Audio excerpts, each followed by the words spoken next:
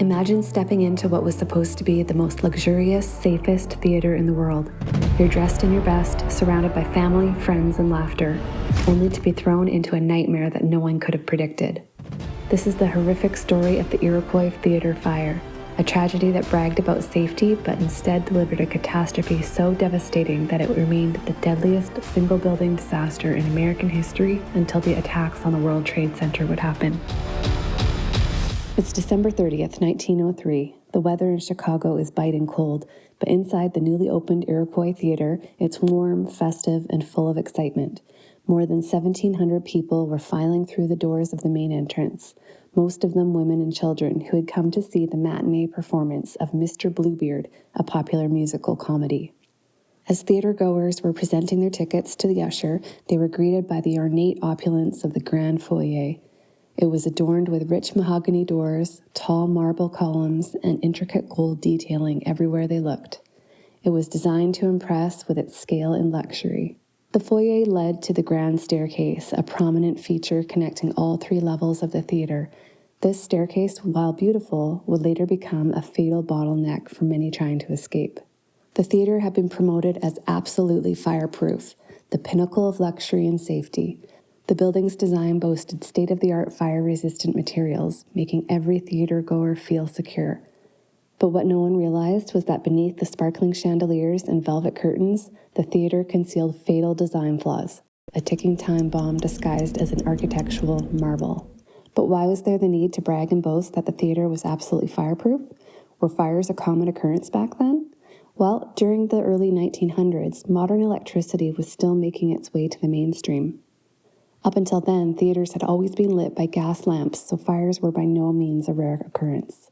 But being newly constructed, the Iroquois Theatre was outfitted with state-of-the-art electric lighting, which led to a false sense of security and the bold claim that it was absolutely fireproof. Kind of resembles the confidence of the Titanic. For the first time since it opened 1 month prior, every one of the 1,700 seats in the theater was sold out. In addition, hundreds of standing room-only tickets were sold, pushing the total number of patrons closer to 2,200, far exceeding the theater's official capacity, another deadly mistake.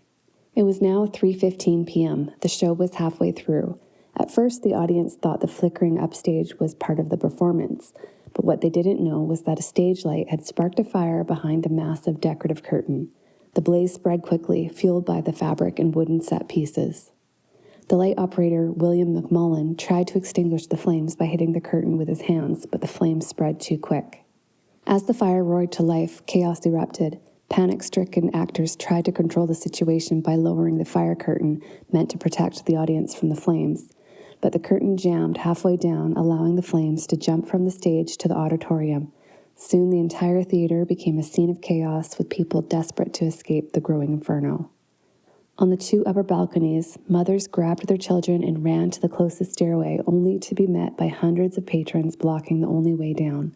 As the smoke thickened, suffocating those trapped on the balconies, they were faced with an impossible choice: leap 50 feet to the floor below or succumb to the rising smoke that was quickly overtaking them. Many chose to jump. The lead actor, Eddie Foy, remained on the stage pleading with the crowd to stay calm and not to panic as burning debris fell all around him. As the inferno raged on, panic spread like wildfire. The single main staircase, designed to accommodate the entire theater, became a nightmarish choke point. Desperate to escape the suffocating smoke and heat, people from the gallery and the balcony collided with the groups of patrons fleeing from the main floor. The scene was utter chaos. Screams filled the air as bodies pressed together in a desperate scramble. Some patrons tried to push through the narrow gaps while others fell, creating a human barrier that effectively blocked the way for those behind. Those who stumbled were quickly trampled by the crushing weight of the crowd surging forward, their cries swallowed by the roars of the flames. Survivors would later recount scenes of horror, stating at the bottom of the stairway they had to climb over trampled bodies that were stacked 10 feet high. To make matters worse, the few exit doors there were had been designed to swing inward instead of outward. As the crowd surged against the doors, it made it impossible to open them, thus blocking their own escape.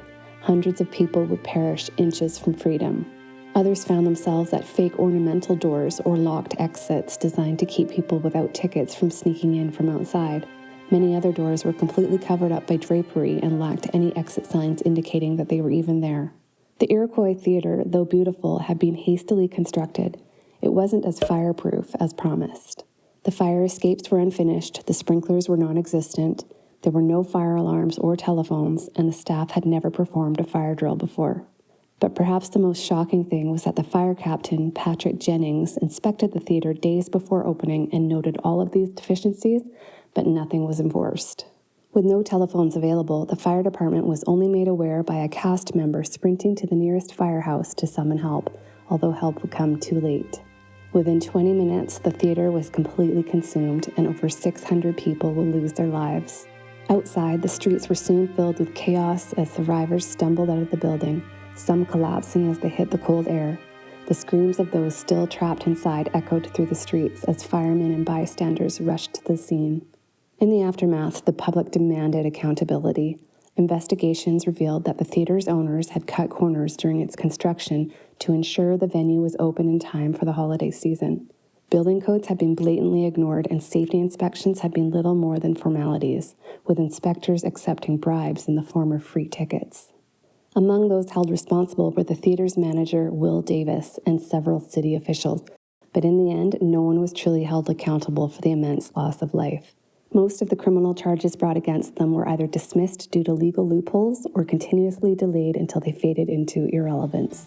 Despite the lack of justice, the fire led to sweeping changes in building safety standards across the country. Panic bars, a new type of door mechanism that allowed doors to be opened outward with a simple push, became a requirement in all public buildings, ensuring that people could exit quickly and safely during emergencies, even if the doors were locked to the outside. The use of fire curtains became mandatory, and theaters were required to perform regular fire drills and install emergency lighting to guide people to safety. Sprinklers, fire alarms, and exit signage became non-negotiable components in all future theater designs. Yet despite these changes, the site of the Iroquois Theatre remains quite literally haunted by its past. To this day, there are stories of strange occurrences on the site. Many believe the spirits of those who perished in the fire never left. People have reported eerie sightings, shadowy figures wandering the balconies, unexplained cold spots, and the faint sounds of children crying or a woman's scream echoing through the theater. One of the most common reports is the smell of smoke lingering as if the fire from that day still smolders in the walls.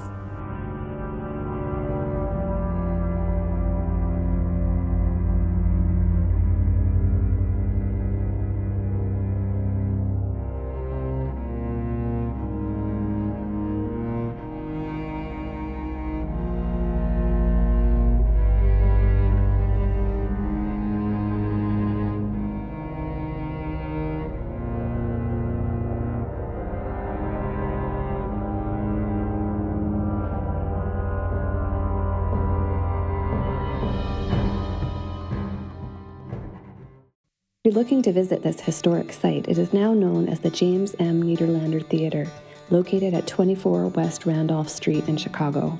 As tragic as the Iroquois Theatre fire was, it's not the only time Chicago was brought to its knees by flames. Just 32 years earlier, a far greater inferno tore through the heart of the city, claiming another 300 lives and destroying every building in its path. Click here to learn that story.